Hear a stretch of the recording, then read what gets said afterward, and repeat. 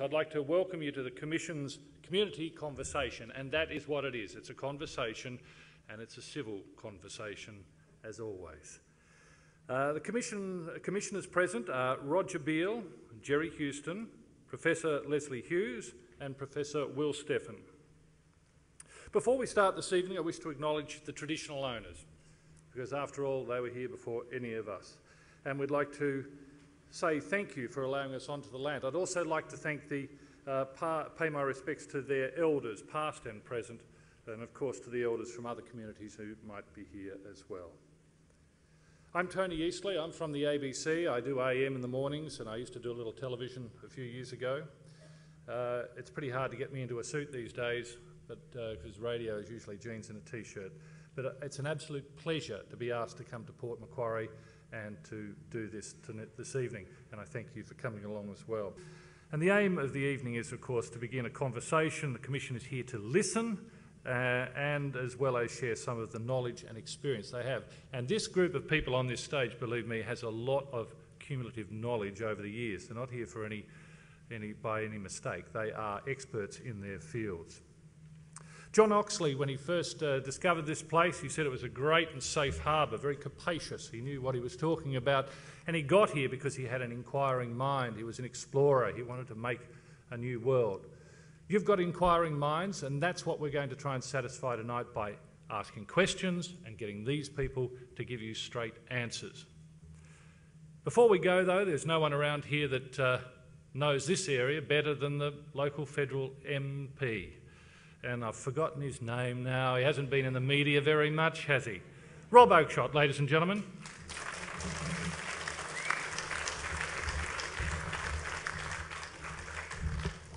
Thank you, Tony, to the Commissioners, Biripi elders past and present, ladies and gentlemen. Thank you very much for coming out tonight. I promised to speak for under 1 minute, not 17.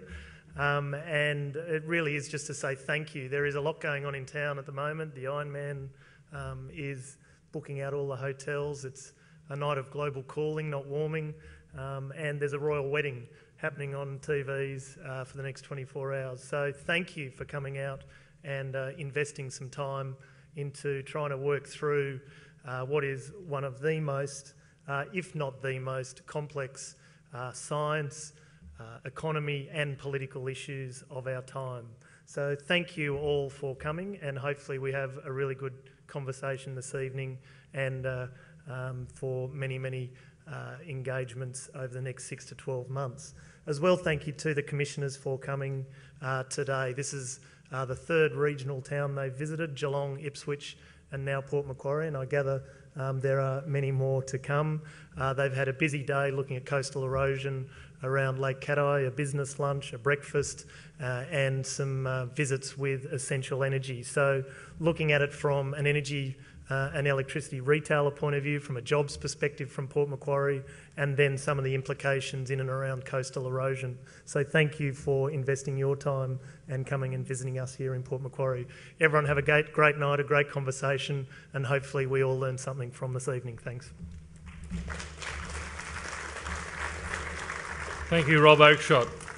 Ladies and gentlemen, Roger Beale is an economist and a public policy expert whose achievements in the field are recognised by the fact that he was made a Member of the Order of Australia in 1995 and promoted to the Officer of the Order of Australia in 2006. Currently, he's an Executive Director of Economics and Policy at PricewaterhouseCoopers. He's going to introduce the Commissioners.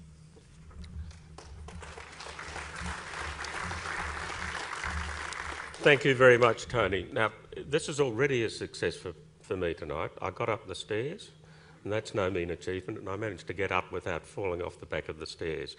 But the night is yet young, so we'll see how it all works. First of all, I want to apologise for not being Tim Flannery, but more importantly, to apologise on his behalf for his absence. He had a long contractual commitment to appear in North America, which he couldn't break. And speaking of breaks, our other Commissioner, Susanna Elliott, broke her arm. And it was pretty messy. I had to have an operation, and they're not allowing her to fly because of the anaesthetic and a number of other consequences which I don't understand. The Commission is not a policy advice body. It's not a body that is arguing any unique approach, any one path to climate heaven. So we don't have particular policy barrows that we want to push. Our aim and our brief is to be independent of government, but to tell you what we know about the science, why we think it matters in terms of the impacts and consequences, what we know of what's happening globally, and then what we might do about it, and in particular, the relevance of a carbon price, however that happens to be delivered.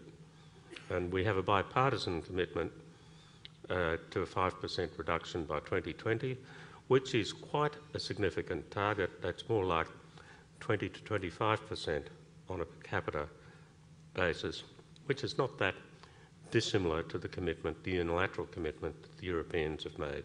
So partly we'll be talking also and answering your questions about why a price might be an important part of any policy mix. Now, if I can introduce the commissioners that we have with us tonight. Professor Leslie Hughes is one of Australia's leading systems ecologists, people who have spent their life studying and understanding how ecological systems are impacted by things like climate change. She's a major player in the adaptation studies area, NCAF, the National Centre for Adaptation Studies. So all about, ask about the impacts of climate change, the impacts it has on natural systems, and of course she's much broader than that in terms of adaptation.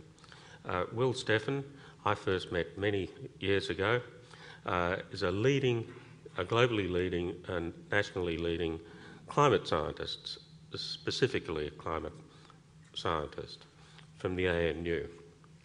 And he will talk about the fundamental science and address those questions that we all have about the science and the many issues that occur to people.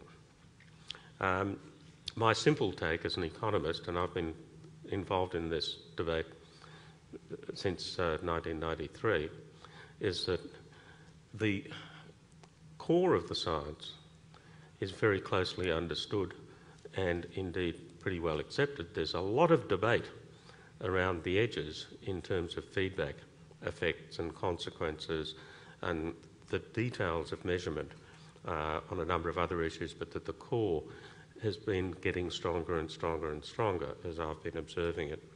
Finally, Jerry Houston is one of Australia's most distinguished businessmen, previously president of BP. And if anybody knows about the power sector, fossil fuels and industry, it's Jerry. Finally, I'm a policy analyst and economist, so you know, you can ask those sorts of questions of me. So without any more ado, we'd like to really have a conversation with you. Thank you, Roger. Well, you have noticed, of course, that there is a triathlon in town today. And when I was coming in by cab, the big guy driving the cab noticed straight away that I wasn't a triathlon. Wasn't wearing lycra and pushing my bike into the front of the hotel. But he did ask me a question, because he said, oh, well, what are you doing? And I said, well, I'm here for the commission meeting tonight. And he said, oh, look, I don't know what to make of all this climate change. And I said, what do you mean? He said, well, after all, we have had climate extremes before, haven't we? We had an ice age. And I sort of nodded and I thought, I don't know what to say to that. And when I met the commissioners today, I thought I'd pose that as the first question because I've got the microphone and I can do it. You'll have your chance in a second, but just, I want to ask that question. This cab driver He was puzzled. We have had extreme climate change before. After all, we got away with it with the Ice Age. Well, Stefan, if we could kick the evening off, he's going to answer that briefly, and he's got some slides, and then we're going to go into the Q&A.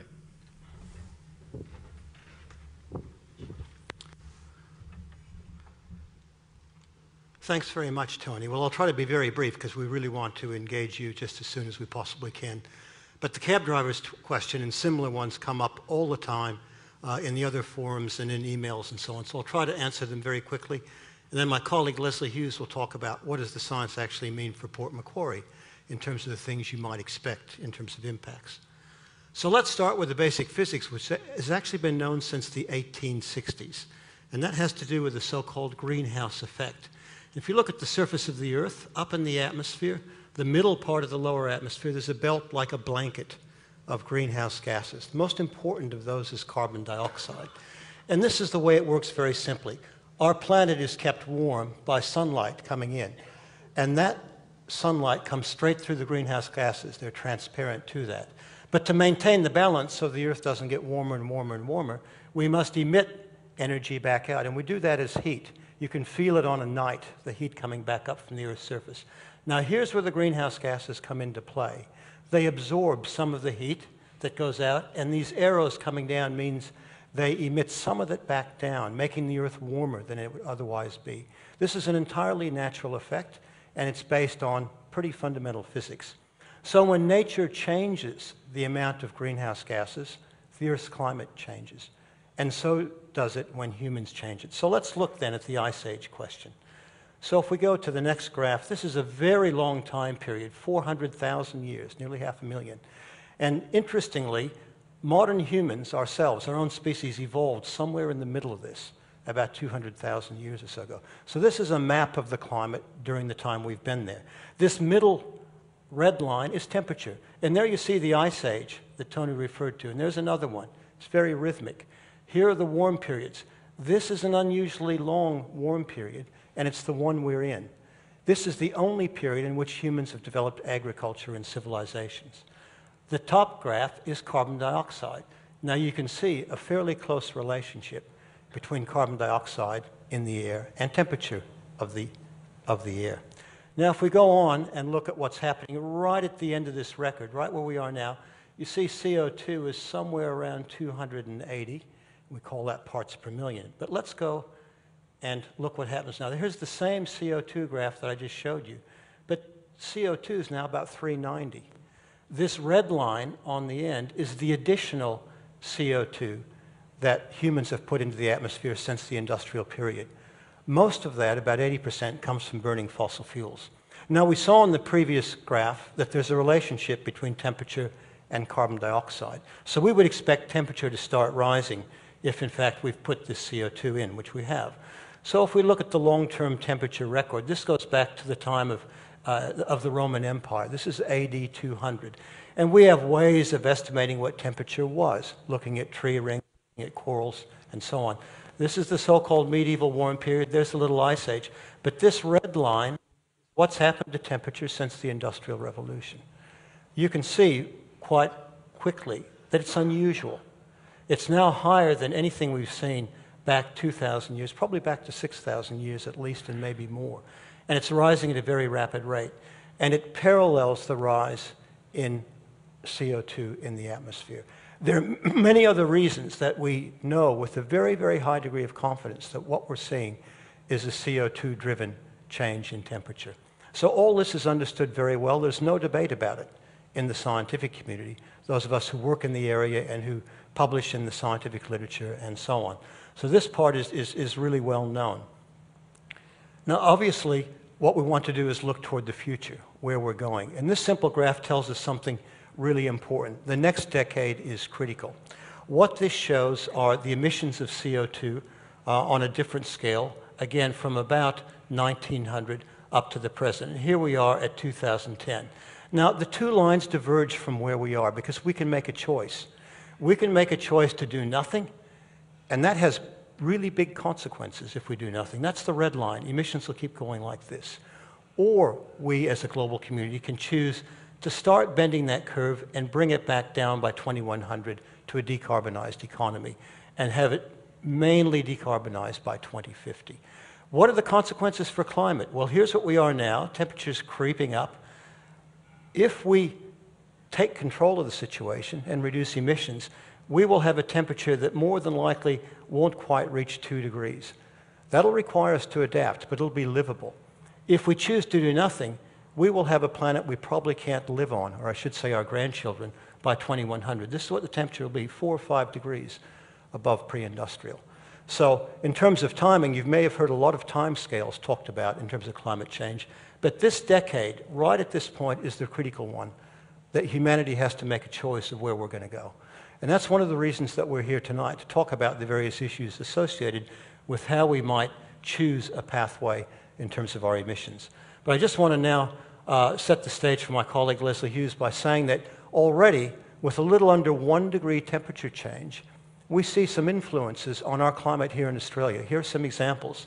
Heat wave in Melbourne, 2009, disrupted transport. People had to stand on the platforms, couldn't get to work, couldn't get home, because the rails had buckled because it was too hot. It was 46 degrees Celsius in Melbourne in February 2009. Great Barrier Reef, about 15 years ago, there were no bleaching events. The sea surface temperature has risen. We've had 7 or 8 severe bleaching events in the last 15 years in the Great Barrier Reef. Bushfires, there's the Victorian bushfire in 2009. We've had a record number of extreme bushfire weather days in the last decade. Again, it's pretty directly linked to the fact that the underlying temperature is going up. And we're seeing more high sea level events. This one happens to be from the Torres Strait Islands.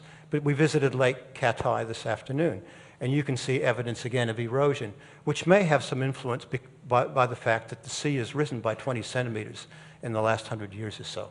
But now I'd like to turn it over to Leslie Hughes, and she'll talk to you more specifically about the Port Macquarie area and what might be in store here. So over to you, Leslie. Thanks, Rob.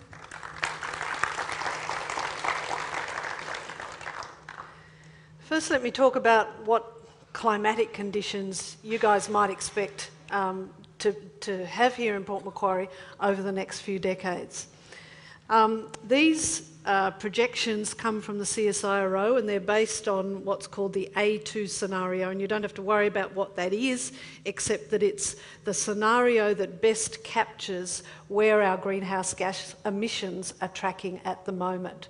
So firstly, by about 2050, what we would expect around in this region would be a temperature increase, mean annual temperature increase of between about 1 and 3 degrees. So currently, Port Macquarie has a mean annual average temperature of about 23.6. Just to give you some context on this, Brisbane has a mean annual temperature of about 25.3. So what we'd be looking at would be the mid-range of these projections would give Port Macquarie around about a Brisbane climate over the next few decades. If we hit the top of that projection, you'd be looking more like a Gladstone climate here in Port Macquarie. Rainfall is really difficult to predict. So rainfall changes are quite uncertain, but it's more likely that they'll be on the drier side than on the wetter side. So with increased temperatures and possibly drying rainfall, we would be getting more evaporation. That will mean that if we have droughts, and droughts have been intensifying in recent decades, they will be drier and potentially longer droughts. And finally, the sea level rise projections for this part of the coast are about 40 centimetres or so by 2050 and up to about 90 centimetres by 2100. So let me just talk about what impacts those sea level rises might have for a region like this. Okay, so firstly, as the sea level goes up, of course, water comes further inland. So what we would be expecting from a 40 centimetre sea rise would be what's called a coastal recession. That is water coming further inland by about 20 to 40 metres by 2050 and by about 45 to 90 metres by 2100. We're already seeing a lot of coastal erosion in this region. We were at Lake Cat-Eye this afternoon. It's losing about 20 centimetres per year, so any sort of sea level rise will exacerbate that existing problem of coastal erosion. We will also get seawater seeping further and further inland, seeping into the subsoil, particularly those low-lying regions in the Lower Hastings, which will be starting to affect agriculture in those regions. We will get any sort of sea level rise means that if there's local flooding, it will intensify, especially if it comes combined with a storm surge and a high tide. And then we'll get quite a lot of loss of coastal infrastructure. There are quite a few houses, there's quite a few sewerage pipes, etc., built actually very close to the coast here in the Port Macquarie region. They will be at risk. And finally, we will be looking at the loss of sandy beaches, the loss of some Aboriginal cultural sites along the coast, things like seabird habitat, intertidal habitat, low-lying coastal wetlands, etc., are all vulnerable to a sea level rise. Finally, here's just some other sorts of impacts that we might see both generally and also here in Port Macquarie. I think when a lot of people think about climate change, they think about things like polar bears and they don't really relate it to their own patch. Well, climate change will be felt by everybody in every patch. So firstly, natural ecosystems, and this is my own area of research. This North Coast region has a really distinctive characteristic in New South Wales. It's the most biologically diverse region in the whole state. So you've got something very precious here to take care of. You have quite a lot of patches of littoral rainforest. They will be threatened by fire. Rainforest isn't very good at dealing with fire. As we get more extreme hot weather and extreme fire days, those rainforests will become increasingly at risk of having fire, which they are very ill-equipped to deal with. And finally, in the natural ecosystems, what we're expecting to see both globally and in Australia is very high increased rates of the chance of extinction of many of our species, including that koala up there. Agricultural impacts, as I said earlier, intensification of drought. Our livestock will become increasingly stressed by heat. There will be increased impacts of diseases and pests, and reduced grain yields and crop yields from elevated CO2. And finally, health. In a country like Australia, we have a very good health system, and health impacts will be far less here than in a lot of developing countries. Nonetheless, some sections of our communities, particularly the elderly and socially disadvantaged and Indigenous communities, are potentially at risk from increased deaths from heat stroke and also from increased infections of mosquito-borne diseases, by which I mean things like dengue fever and Ross River fever. So I'll leave it there, but I'd be happy to answer more specific questions on any of those things as the night goes through. Thank you. Professors Leslie Hughes and Will Steffen, ladies and gentlemen. Now, the Q&As. Let's get into that. Yes, okay. Do we have someone over there? The young man with the striped jumper. Hi, I'm Luke. I'm from Port Macquarie and I'm a student. I guess I thought I would just ask the question that's probably on most people's minds tonight. Why would putting a price on pollution be a good thing for Australia? Commissioners. Well, I'll answer that, but then Jerry might wish to add to it, Luke. Unlike size, prices matter. If you're not convinced about this, ask anybody who's running a supermarket, a service station, any farmer who's deciding which crops to plant, any businessman who's making, a business person who's making an investment. Prices do matter. They do affect behaviour. That's fundamentally so. A price placed on the polluter will get passed through the chain to some extent. The polluter will change, but also they'll be able to sell less of their product. The intermediaries, the people who are buying the products from the polluter, will push the polluter hard to cut their costs, cut their pollution so that they can offer a competitive product. That's the way it works through the system. Price then drives innovation upwards to reduce emissions, and it drives avoidance and energy conservation at the final use end. Well, Jerry, do you want to add to that? Yeah, I suppose, you know, as a businessman, one of the things that that I reflect on is, we made a choice over the last 50, 100 years as to whether in society we'd go for a sort of what I'd call a centrally planned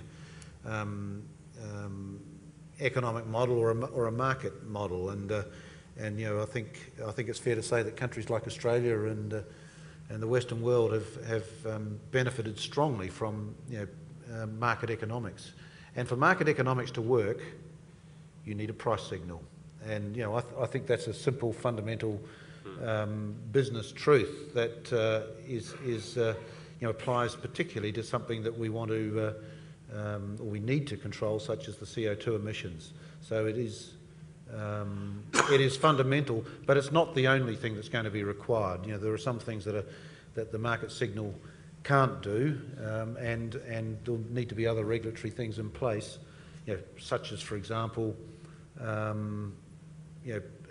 mandating certain standards on pollution for cars to make sure that over time the cars that constructed and come into the fleet are more environmentally friendly than the ones that we've had in the past. But it is it is fundamental, and a lot of times you'll hear about solutions, potential solutions to this whole issue of CO2 emissions that don't seem to have a price. Well, almost all of them cost money and therefore have an underlying price implied in them. So they don't actually get round the fundamental issue of whether a price is necessary. Jerry and Roger, nice and brief. Thank you very much. Let's move to the lady here with the scarf on in the blue down the centre. Thank you. My name's Janet Aubrey, and I'm just Grey Power here, interested in the climate change and from perspective of ancient history. I just got a question, Professor Stephan and Professor Leslie. At the time of the dinosaurs, what would you imagine the temperature would have been at that time? Good question. That was about 65 million years ago. Much, much warmer than today, probably on the order of 5 or 6 degrees warmer. CO2 was much, much higher than today as well, probably 900 to 1,000 ppm. It's interesting that after the extinction of the dinosaurs and the change out of that period, that geological era, there's been a very slow decrease of CO2 in the atmosphere, which has driven a very slow decrease in temperature until we've gotten into that pattern, that very rhythmic pattern of ice age warm period for about the last million years. That's exactly what I suspected. And the dinosaurs and megafauna, megaflora, they existed at that time quite well, moist atmosphere. And I say we're actually maybe going back to that. Will that affect us? Question.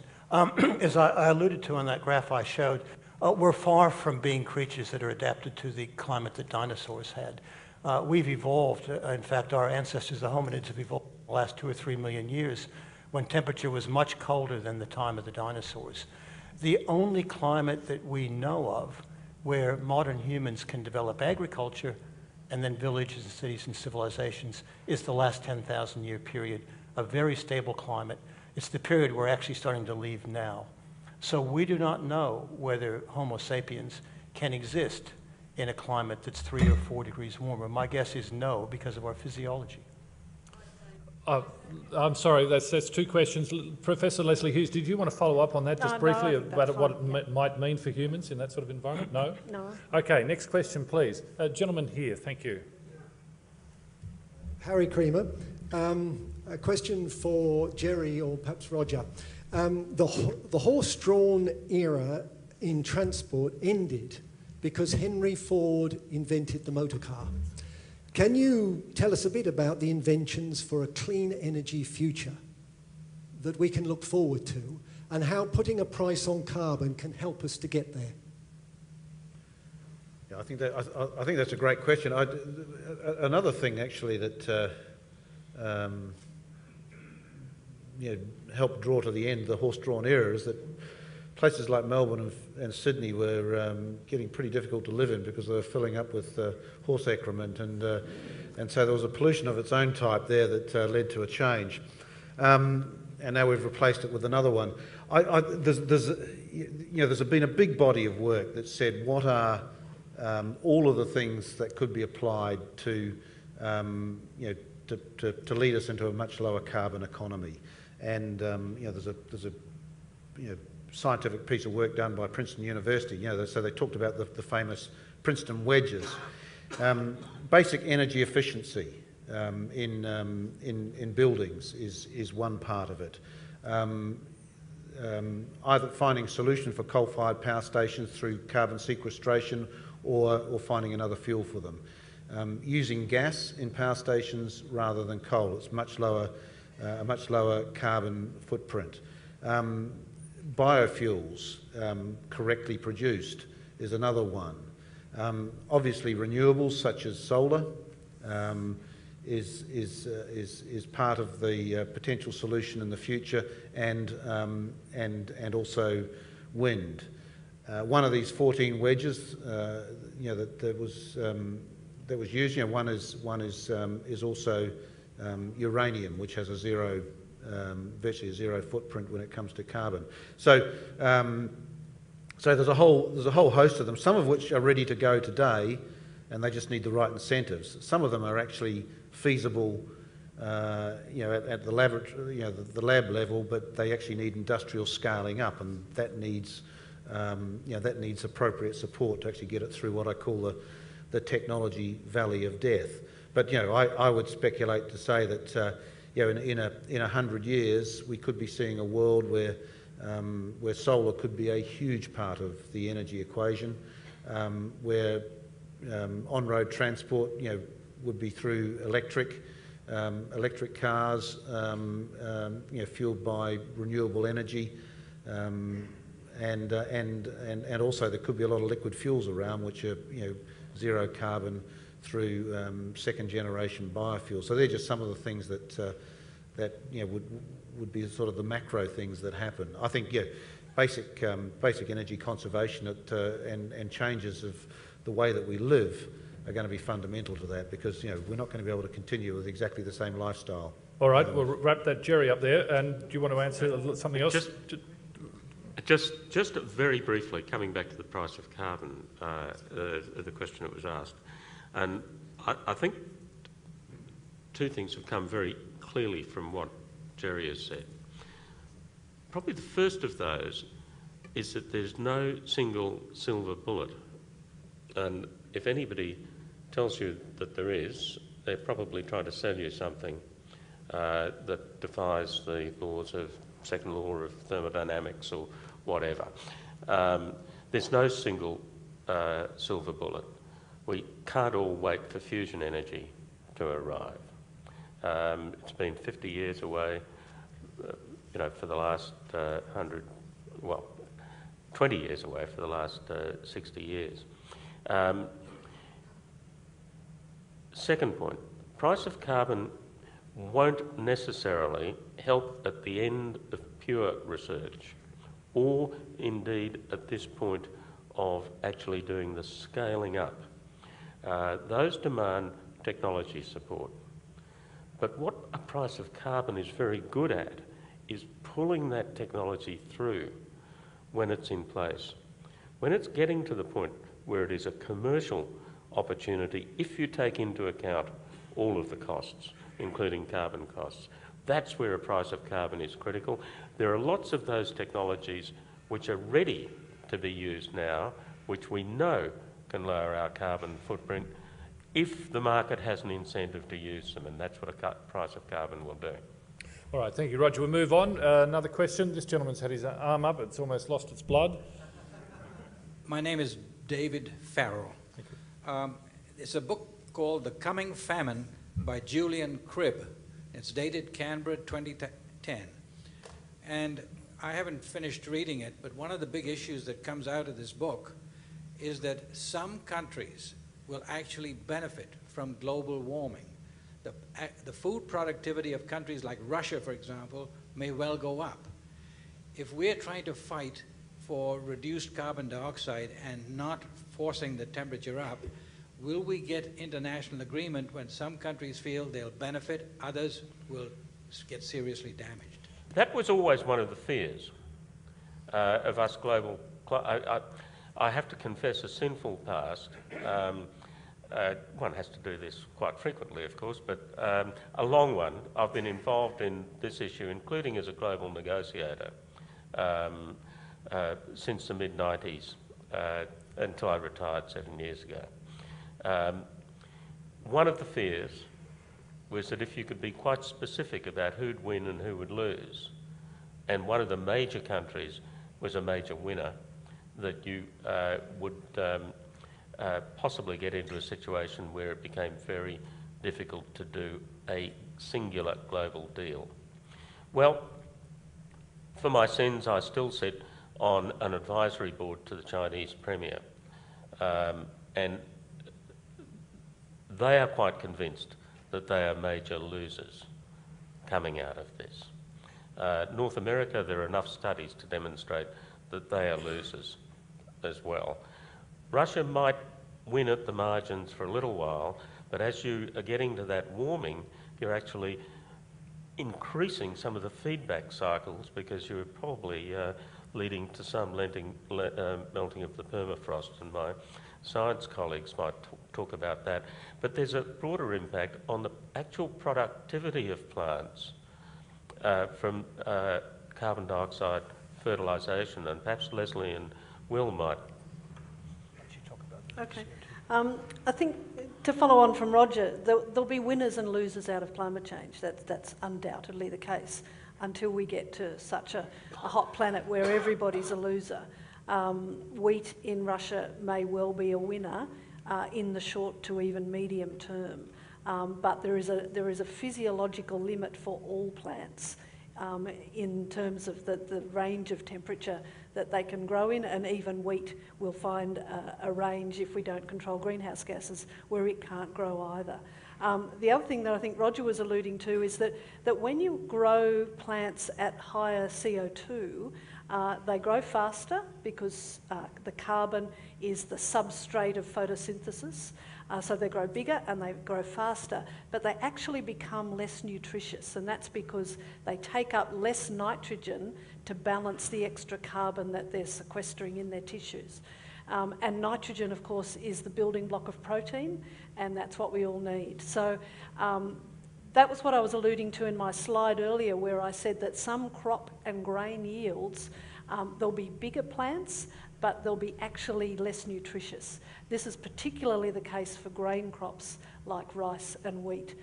They'll have less nitrogen in them, and you'll have to eat a lot more of them to get the same amount of nutrition. Claude, that explains some of my tomato plants in my backyard. Thanks very much. Now, there's a gentleman over here with his hand up. Okay, your name, please, and where you're from. Yes, I'm Terry Minahan. I'm from Port Macquarie. Just a brief observation, there are not many young people here tonight, and I think the Commission can do very well to many means many. I'd just like to mention the elephant, and that is China.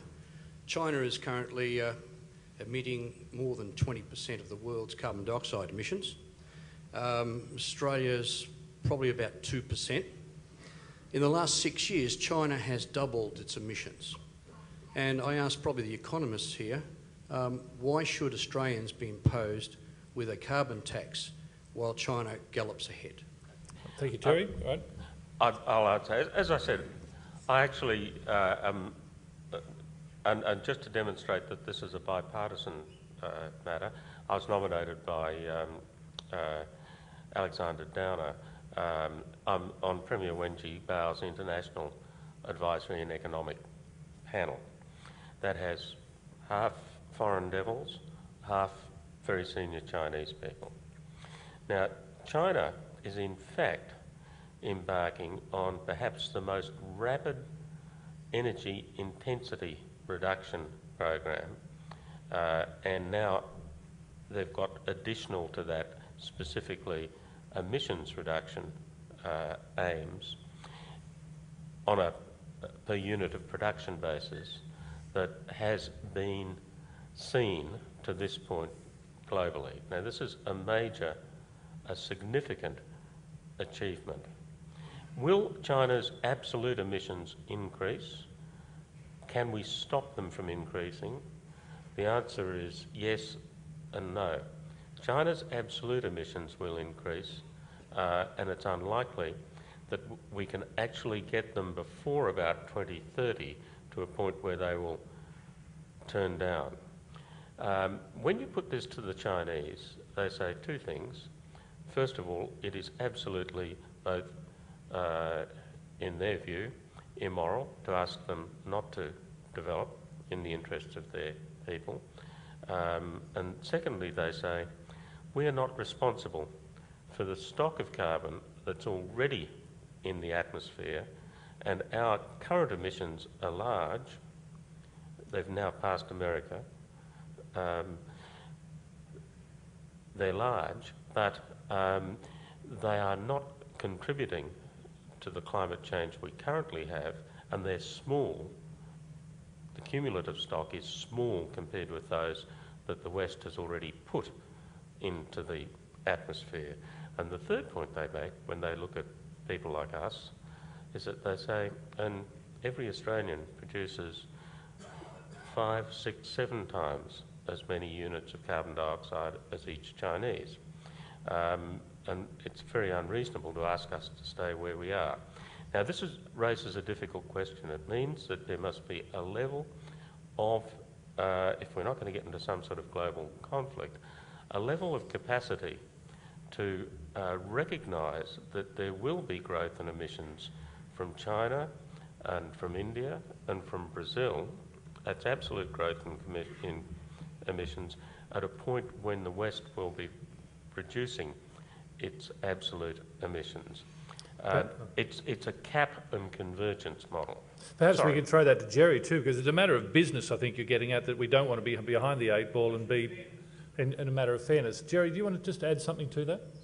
Yeah, I think there is another concern out there that if we if we move before some of the other countries, then some of our iconic businesses will be damaged competitively. But all I can say is there's nothing I've seen from both sides of politics that would say that they're not moving to ensure that that we don't shoot ourselves in the foot, that we actually make sure that the energy-intensive, trade-exposed industries are protected through the transition period that Roger was alluding to. But it is just back to Roger's point. It is if you just think about it as a business proposition where you've actually created pollution, whether you do it inadvertently or not. But the oil industry certainly at times has created pollution.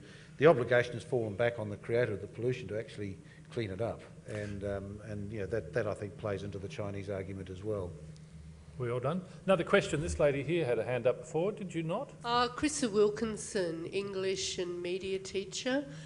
I guess my question to you is, how do we overcome the community ignorance and the attitude today that people will listen to shock jocks or the gutter press rather than scientists to help us move forward and deal with this huge issue? Well, I'll get someone to answer that. I had an idea today that I thought I'd put the commissioners out at the MCG before the football game. We'd have a Q&A there with 100,000 people looking on, or the NRL or anywhere else. But it is difficult and it's a hard one to answer. Will, you've not said much lately. Perhaps I should give you a go, or do we do any, mini, miny, mo? Look, I really don't have a good answer to that. I can tell you that my colleagues in the scientific community are really frustrated by their treatment in the media. And a lot of them, I think, have just stopped dealing with the media because they've been denigrated and degraded in many ways by the media. It's my observations from working a lot around the world is that this country and perhaps the USA are unusual in this sort of problem. If you go to Europe, if you go to Scandinavia, where I lived for a while, this doesn't occur. So I do think we have an issue here. But I don't have any easy answers. If I did, my colleagues and I might be able to make some progress. Anything, Leslie? I'd just add to that, I guess. I don't have any good answer either. If somebody in the audience does have a good answer, I think you should let the Commission know, because really that's why the Commission was formed, because there is so much confusion out, promulgated by certain aspects of the media and certain aspects of politics, and that's why we all came together to do this, to try to provide a credible and trustworthy and independent voice when people have genuine questions and concerns, and that's why we're here. Yeah, it certainly makes forums like this all the more important, and both for you and for scientists around Australia. The gentleman on the corner here with the white t-shirt, you've got a microphone. If your name, please. My name is Laurie Byrne. I'm an organisational change consultant here at Port Macquarie. Following on from that question, I noticed that the ABC was criticised for giving equal time to both sides of the debate without reference to the quantum of people who represented either side. So 97% of scientists, for example, were recognising the climate issues, and yet they were given only 50% of the airtime by the ABC. So maybe my question's to Tony Eastley. Has the ABC rectified that imbalance issue that they acknowledged at the time? I think you actually presented on one of your AM programs, in fact. And is there, at least in the public broadcaster, an intent to address that issue of imbalance? Look, I'd love to answer that, but I'm here on behalf of the Commission and not the ABC. But I'd be happy to have a chat with you afterwards if we want to have a get together and just have a chat. But I can't do it publicly, and I'm not here on behalf of the ABC. I'm here on behalf of the Commission to act as an MC and a facilitator, to keep you guys under control and keep this mob up here under control as well. So I'm sorry, I can't do that. Then may I address it then to the Commissioners as to whether they have seen any addressing of that issue after it has been brought to public attention? Not that I'm aware of, and it's an ongoing issue. And I'm glad you referred to the so-called debate. And one thing that I will make really, really clear is on the fundamentals of climate science, there is no debate in the community. And by that I mean, is the Earth warming? Yes. And the word we use is unequivocal. What's the major reason for that warming? It's the additional greenhouse gases, the most important of which is carbon dioxide. And we know that with there is no debate about that if you go into Journal of Geophysical Research, Nature Science, preceding National Academy of Science, Royal Society journals, and so on and so on. That's where science has its debates. We do have debates about aspects of climate change. How fast will rise, for example, is a good debate. How stable are the big polar ice sheets on Greenland and Antarctica? Good debate about those. And that debate occurs as it should in the reputable scientific literature. It does not occur on Shock Jock Radio. It does not occur on the ABC. It does not occur in the Australian or elsewhere. And I think we want to make that very clear to the public, is science does test itself really hard and really carefully. We do have debates, but we go on. We don't debate whether the Earth is flat or round anymore. We don't debate the laws of gravity. We don't debate whether apples will fly from the back up to a tree. We don't debate earth, air, fire, and water versus the atomic theory. We make progress. We go on. Same thing with climate. We know a lot about the climate system now, to a very high degree of certainty. And it's on this basis that we're discussing policy, the need to get emissions down, how best to do it, and so on. All right, thanks. Well, we've got a whole lot of hands coming up. I was about to read one of my questions from here. Let's go to the young man in the second back row on the aisle. Thank you very much. Chris Mundy, MacKillop Senior Campus, Port Macquarie. I was just wondering why in such a resource-dense country such as Australia are we a follower to the global economy, and why do we not sort of become on the forefront and use our businesses and corporations to put money behind these other alternate fuels and sources of energy? And sort of more towards the businessmen here, why do we sort of let finance control such a science-driven topic? Jerry, do you want to have a crack at that one? Yeah, it's a great question. I'm not sure I can absolutely do it justice, but I think, Australia has been built to a large extent on some fairly significant energy-intensive businesses, plus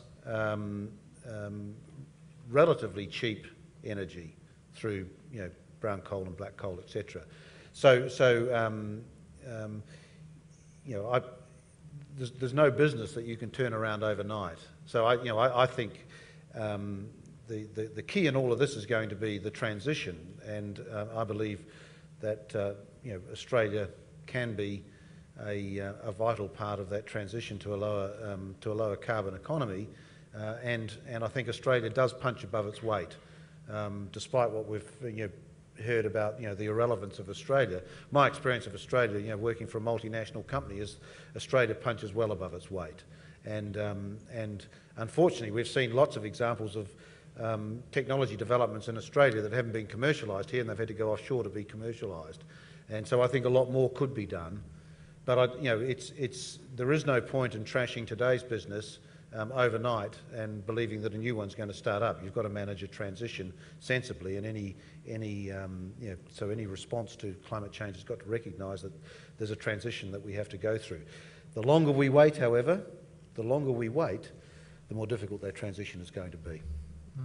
I've got a question here from Tony Doherty of Taree. He says, is there any hard evidence that a carbon tax and/or an ETS will mean a net loss of jobs in Australia for big business and/or send businesses overseas? It's an often asked question. Do you want to? Well, I'll start, but Jerry will round this out.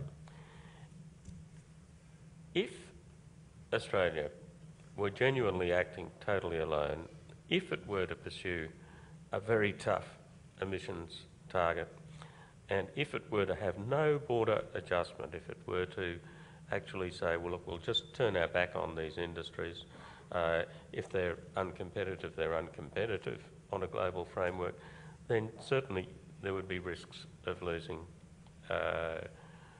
jobs. But none of those ifs are going to happen, are they?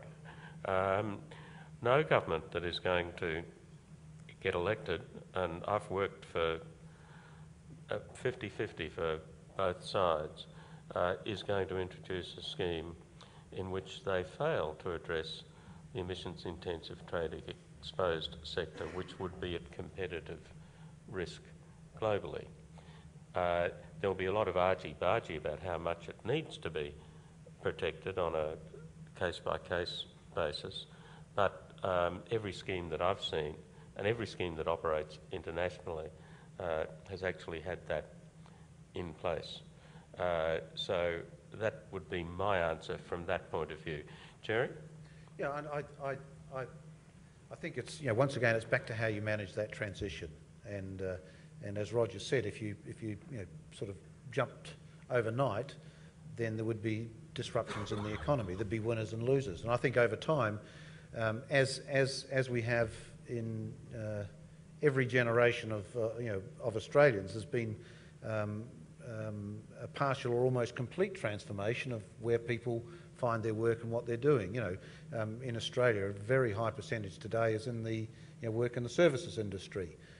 We're going through a mining boom, but in the future, we could find that the jobs will be in different places. But given the rhetoric there is on both sides of politics today, it's almost inconceivable that a price on carbon in its own right is going to lead to dramatic changes in the short term in terms of jobs. And over time, the jobs will change, as they have in every generation that we've been through in the history of this country.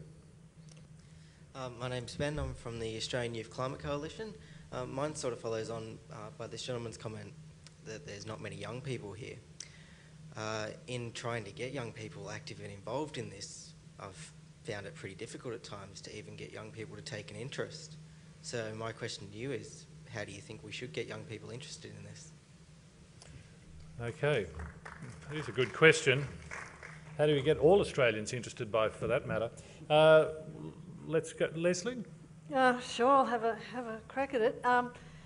Yeah, it's really important because it's actually your future. you know, anybody over the age of 40, you know, probably won't feel the impacts all that much. Anybody under the age of 40 and certainly, you know, our grandchildren are going to feel the impacts of climate change a great deal. So in a sense, it is the younger generation that is absolutely critical to reach.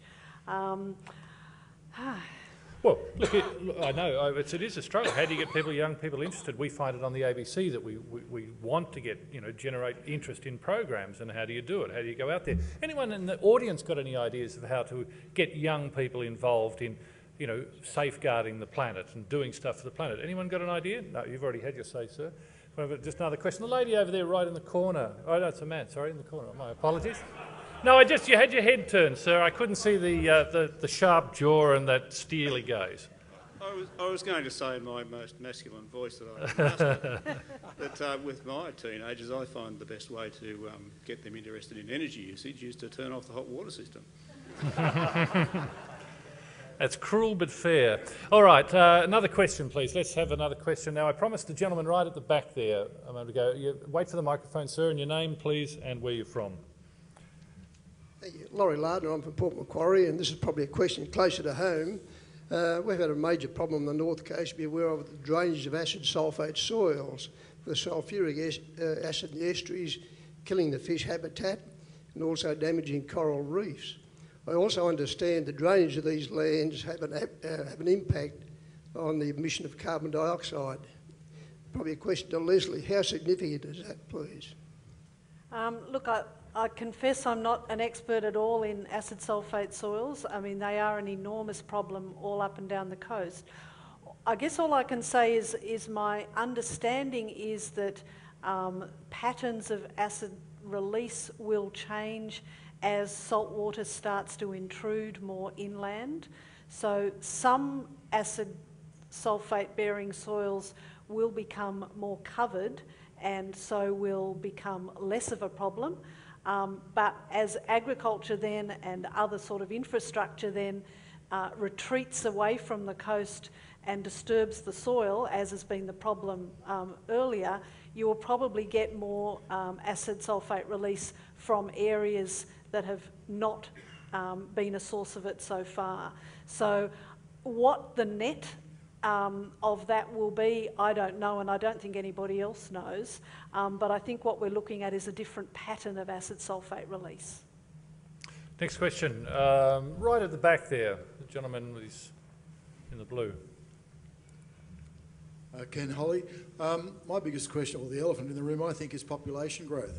If we're having all this problem at the moment with 6 billion, what are we going to do with 9 billion, which is predicted in a very short time? That's a curly one, and it's one that's been asked before, I guess, in the other Commission hearings in Geelong and elsewhere, and Ipswich. Who'd like to tackle it? Will. Will? Yeah, look, that is a really, really good question. And we have to take into account, obviously, population projections as well. Right now, we're approaching 7 billion. The Earth's population, I think we're 6.9 at the moment. The best projections I've seen now, which have been consistently revised downwards over the last decade, is about 8.5 billion, topping out at 2050, and then starting to decline a little bit after that. Birth rates have dropped dramatically, faster than most people have thought possible, even in Africa. So the issue I think we really face here is a bottleneck of how do we get through this next century, where a good fraction of that, now 7 billion, soon to be 8.5 billion, need to come out of poverty. Well, at the same time, we need to protect the global environment we all depend upon. That's the real bottleneck we're talking about. Population is important, but I think there is light at the end of the tunnel when you look at the global projections. I think just adding to that, I think it really does sheet home in the Australian context. Having a really good holistic look at how do we have a population that's increasing but doing it sustainably, and that means doing it better than we have in the past. And I live in Melbourne, and I look at some of the sort of indiscriminate suburb building that goes on at the fringes of Melbourne without a public transport system going into it, and the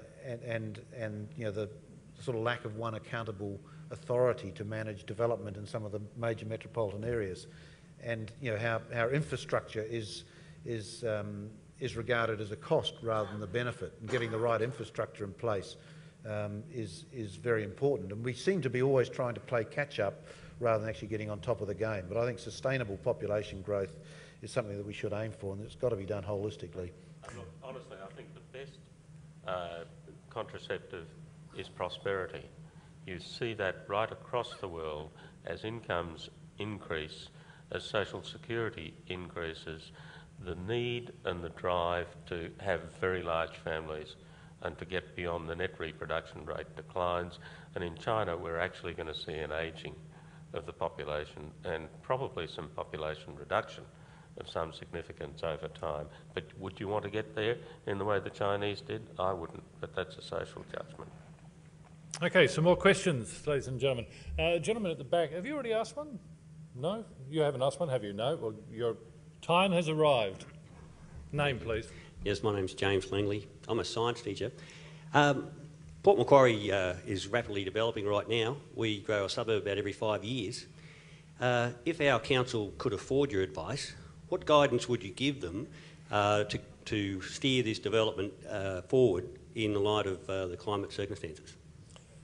Bit of a barb there. Do you want to advise the council tonight, or should we? We should talk in general terms, I think probably might be advisable. Anyone have a crack at that? I'll have a quick crack. I'll follow on from what Jerry said. I think there are a couple aspects here. One is the built infrastructure, the houses in the suburbs themselves. What are they made of? How are they designed to take advantage of passive solar? How well are they insulated, and so on? There's a whole range of things you can do. And if you look at best practice in Europe, you can get energy usage down enormously compared to the average suburban house in Australia. But as Jerry said, you need to go beyond that. You need to think of what's called the urban form. What does the city look like? How is it designed so that suburb is instantly on a fast bus route into the centre of Port Macquarie and so on, so that people are less dependent on motor cars and actually have a public transport system that works.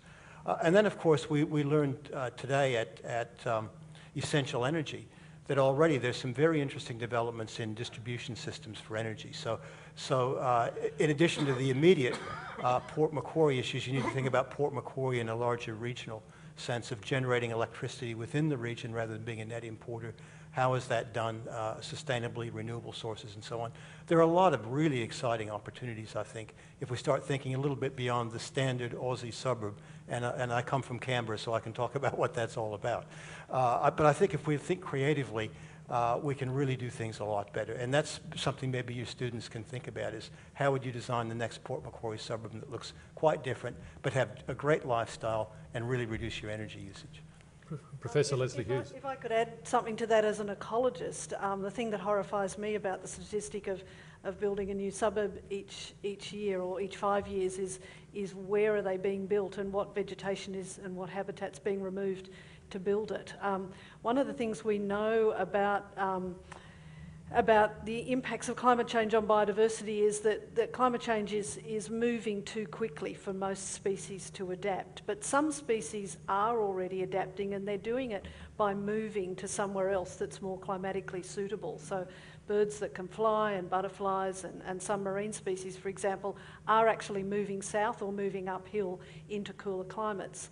But they can only do that if there's habitat for them to move through and into. And one of the problems that we've got in Australia, and we have some of the highest extinction rates of species in the world, it's a very dubious world record, is that about 70% of our native vegetation's been either completely removed or highly modified, largely for agriculture and urban development. So my advice to the council would be, if you're going to build a new suburb, it's probably better to intensify an old suburb rather than build a new one, and please don't remove any more remnant vegetation, especially your littoral rainforest. As a follow-up to that, it's interesting, I've got a question here from Julie Ho, I presume she's from Port Macquarie. Why should people care if climate change kills some species and reduces biodiversity? Because after all, humans have always removed other species to get the space and natural resources they need to survive. So what have you got to say to Julie? Why care? Well, look, I think the question of why would you care about biodiversity, there's many answers to that, and different answers have different resonance with different sorts of people. The utilitarian answer is that biodiversity provides our life support. We have oxygen and food and fibre and all of those ecosystem services because of the remarkable biodiversity of life on this planet. The more philosophical end of the reason why care, which is where I come from, is that every species is a unique heritage item. Every species has taken probably about 1 million years to evolve. And we could rebuild an opera house as a heritage item, but we can't rebuild a species. From my personal philosophical point of view, species are precious. We can't replace them. Once they're gone, they're gone. And humans, as just one species on this planet, has no right to threaten any other species, in my view. All right, next question. Let's move along. I've got another young person at the back there with the red collar. Bridget Allen from MacKillop Senior College and AYCC. My question is, I'm very concerned about how climate change is going to affect people in the third world, particularly in low-lying Pacific nations.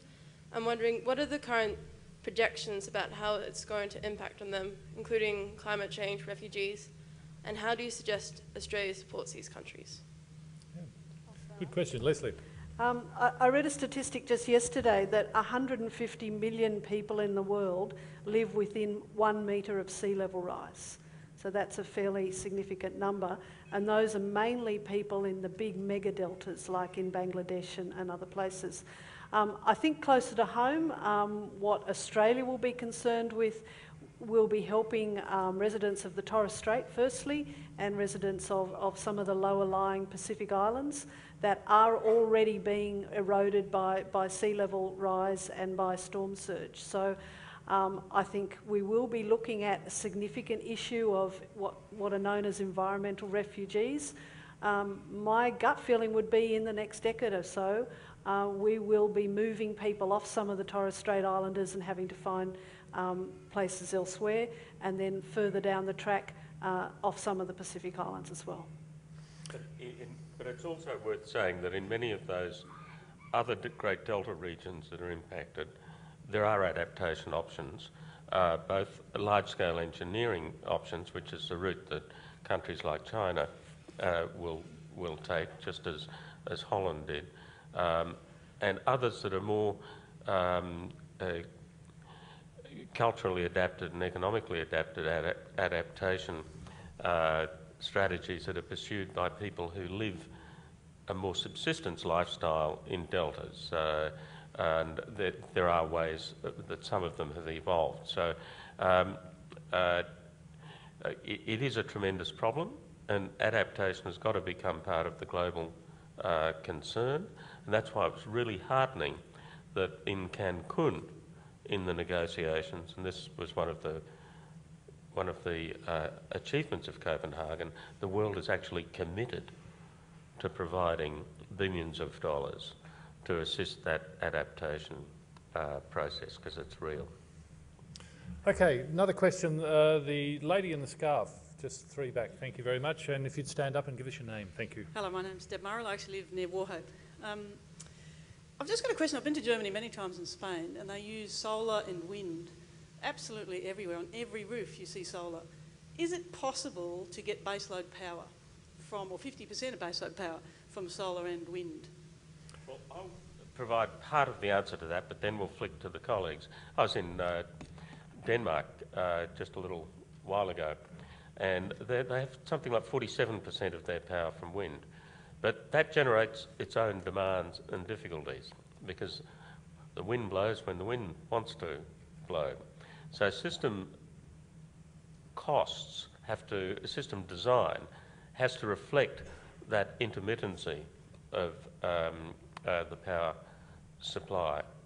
And finding ways to store and manage that is becoming quite critical. And that's one of the attractions of the Better Place proposal, which is to see electrical cars with their batteries charged effectively by green power, renewable power, when it's surging through the system, and that then provides an actual storage bank. But there are many other storage banks, and this morning at Essential Energy we saw a 4-way inverter that they've developed and applied, which will enable local renewable to be actually stored for a few hours, because as we know, the solar peak often precedes, the solar energy peak often precedes by a couple of hours the actual energy demand peak when people arrive home and start turning on the air conditioners. So I think there are going to be lots of things happening that make renewables far more usable as baseload. And yeah, I fully support that. I think the key, in the particular example you mentioned, I think the key is storage, and whether it's for cars or for storage from solar electricity. The battery technology is not there yet, but it's going through a rapid development phase. I think they followed a technology line that failed or wasn't as interesting. They followed the hydrogen line, which didn't work out as planned. So it'll get there, but there's a lot of dollars being thrown at it. Is it a case, though, and I think this is what this lady was alluding to as well, is it public policy or is it personal responsibility that drives such an outcome in a country where they are so up to scale with alternative energy? I think it's probably both. To get the public policy in place, then you've got to have the support from the community, and which is part of our job, is trying to get the facts out there so that there is support for when political parties want to make some of the tough calls. But there is also community support needed for major technology shifts, such as ultimately moving into baseload solar power. That will require not only commercial support but also community support to get through what we call the sort of the technology valley of death, where there's no sort of first mover advantage. All right, another question, please. Let's race through them. This gentleman has had his hand up for a while. Just wait for the microphone to turn up. Tony Doherty, I've already asked a question. Oh, have you really? Yeah, you read it out. All right, okay. That's sneaky. How will we've either reached peak oil or we soon will be, and how will peak oil, the crisis that will come because of that, affect action on climate? And can I just answer Jim's question? Which was... No, you've heard... Oh, all right, very quickly. You've got 30 seconds. 5 years ago, Jim, the teacher back there, the national parks in the Hastings ran a what to do in the Port Macquarie area about climate change, and years 10 and 11 students came up with all the answers, including the economic ones. So go back and have a look at the butcher's paper in your high school, Jim. All right, we'll pass it on to Rob Oakeshott. He can have a quiz too. All right, now that question. So peak oil. It's interesting. For the last 40 years, we've had 40 years of oil at available at today's at today's consumption. So finding more oil, technology advance, etc., has led to us replenishing our stock of oil, known oil, over the last 40 years. But at some stage, yes, we are going to reach peak oil, unless there's something that constrains the demand. I think the bigger worry that we have is that it's not as easily available in such convenient locations as it has been in the past. You're having to go to the frontiers or to politically unstable areas. So West Africa, Middle East, Russia, the technology exists to get the oil out of those places, but sometimes there's not the political will for it to happen. So it's not as available as it used to be. And then you go to the frontiers of technology, such as the deep waters, and it's becoming more difficult. So it will become more expensive. So as we go forward to bring more oil on, it will become more expensive and ultimately will run out.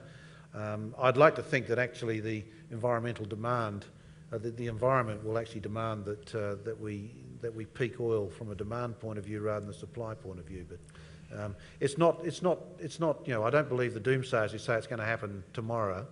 But it is interesting that actually demand for fuel in the US, demand for fuel has probably peaked as we speak today.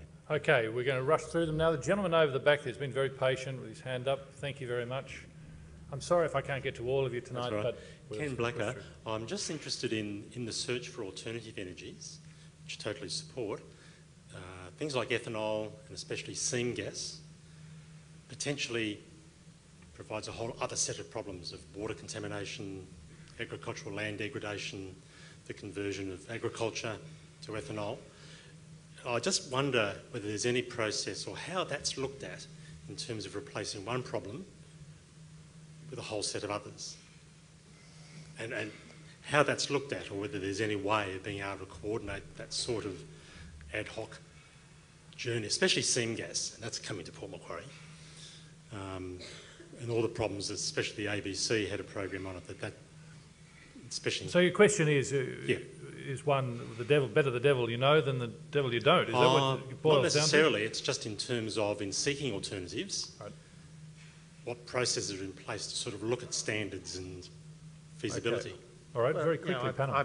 I think that society has every right and every obligation, I think, to hold these new advances, new technologies to account. But once again, it's a responsibility, so it's not being a naysayer to something that could potentially be a solution. But I think we need to make sure that there are the right standards in place when new opportunities come to pass. I think when I think of some of the biofuels, and for example, what's happened in the US, much is made of the fact that it's environmentally friendly, making ethanol out of corn. It'd be marginal at best, and that's all to do with supply security and local politics. It's got nothing to do with environmental support. So we have to be very careful about understanding the rationale for everything that's happening out there and making sure there's the right scrutiny. But at the same time, we've got to have an open mind. But having a fact-based discussion, I think, is a very good place to start. All right, one more question as we go through. The lady in the front down there, thank you. Wait for the microphone, it's on its way. Drucy Meg at Port Macquarie. Isn't it true that there's solar thermal power station technology is ready to go? It would supply base power and give local jobs, not in Port Macquarie, but in the west over the Great Divide. And the carbon tax would help get that sort of solution happening right now, and then we wouldn't have to worry about coal seam gas that will poison our water table and everything else. This is developing into a statement from the floor. I think part of that we've already covered as whether it's a base power replacement. Is that right? Yeah, I think it's. But I think the other issue with it is I think that's one of the examples where you can intellectualise the. So it's proven at a small scale level. Major industrial rollout is something that the government is actually trying to prove through its Solar Flagships program, and it does imply major government spend as well to support the commercial sector to get through this the sort of the technology barrier that you face when bringing in brand new technologies, industrial scale straight away. So if carbon price wouldn't provide it with incentive for us to all go out and build these plants tomorrow, it's going to need more work on it and more incentive in the short term to make it happen. So it's not going to happen overnight. All right. Anyone else? I think we can squeeze in one more. The gentleman here with you haven't asked one yet, have you, sir? John Jays, North Coast Environment Council. Trying to help with the youth question and perhaps with the renewable technology. In 2008, there was a proposal for a national regional university at Port Macquarie. What does the panel think of the potential viability from a pedagogical, scientific point of view of making that university a centre of excellence in renewable technology research and implementation? We could probably deal with that on a broader scale. Anyone want to take it on? Roger, maybe you could do that. No, I was going to say my academic colleagues. They won't have any conflict of interest, will they? Will. Yeah, I'm not sure whether at this stage more research on the technologies themselves is required. I like the last thing you said, which was more research on the implementation of that. I also think there needs to be more research, if you like, in behavioral psychology in areas like that, because we need to understand fear of change, what motivates people to really embrace change or not embrace change, and so on. Because I think there's some deep-seated constraints as well as technological constraints into getting on top of the problem. So I'm fully in favour of research educations, research institutions, but I think we need to broaden the remit and do a more holistic approach of how do societies make big transformations from the way they've been doing things for a century or so into new directions that seem frightening to some, but in the end may give us a much better way of life. I think there's a real role for research and education institutions to broaden that remit and take on that bigger holistic question. And ladies and gentlemen, that's where we're going to have to leave it with. Thank you very much, Will Stephan. A reminder about a couple of things. One is the fill in the feedback forms, if you'd be so kind. You've been such a great audience tonight, the best one the Commission has had throughout the rest of Australia, I might add. Best weather. Oh, no, sorry. And also tea and coffee are available, so hang around and have a chat, have some tea and coffee. And I'm going to ask Roger just to summarise for the evening and say his thanks to you and good night. So just bear with us. Thank you. Look, I'm not going to spend a long time summarising what we've discussed. What's really heartened me is that the questions are absolutely have all been excellent. They've really got to issues that are important and issues that people have concern about. What's disheartened me a bit is that we couldn't answer all of the questions because I saw quite a few people who'd had their hand up whom we didn't get to. So if you've got time, we'd like to stop and chat for a little bit. We'll have some email addresses. If people send in questions and we find that there's a whole bunch of them coming up, we're looking at developing the website in a way where we can actually respond to some of those in an efficient way. And I guess my basic message is all of you think about this evening. I hope it's been helpful. And talk to your friends. The next time you get one of those very strange emails, those chain emails, reply to it. Look up the Australian Academy of Science website if you want something on the science. One of the best reports I've ever seen. Simple, clear, answers the 7 major issues that are raised. Actually be active in trying to get this shifted into a debate that has logic and substance and can focus on the genuine issues rather than the sorts of exchanges that we've had in the media in some cases. So I just want to thank you all so much for coming out on what's, I'm sure for Port Macquarie, an unusually grim night. Thank you. Ladies and gentlemen, Roger Beale, Professor Leslie Hughes, Professor Will Stephan and Jerry Houston, and thank you.